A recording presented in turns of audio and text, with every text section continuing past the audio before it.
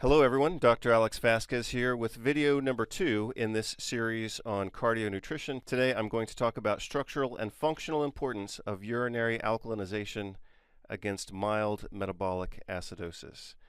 Today I'm going to start by reviewing the following articles, 3 of which are new, and the 4th is one that I introduced in Cardio Nutrition number 1, and I'm going to discuss that in more detail today.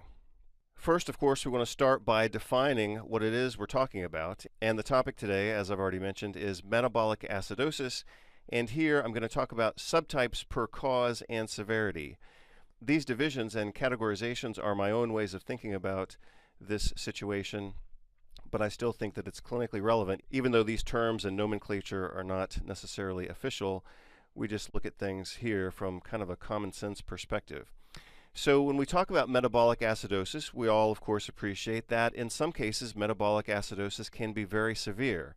The context here is a very complex condition and major deviation from normal physiology, which is always resultant from a serious cause, and that cause itself must be treated directly while other resuscitative interventions are applied.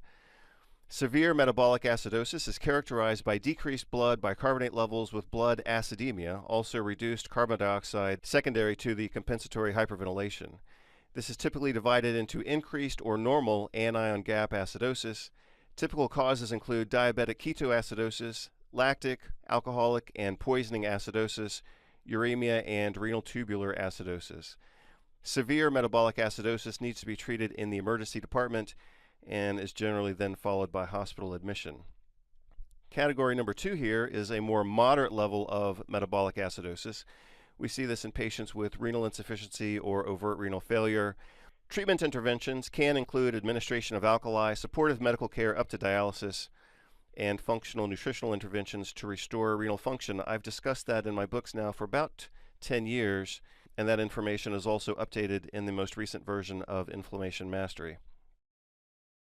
Next, let's talk about mild metabolic acidosis. This is typically diet-induced metabolic acidosis and is extremely common, characterized by a urine pH of approximately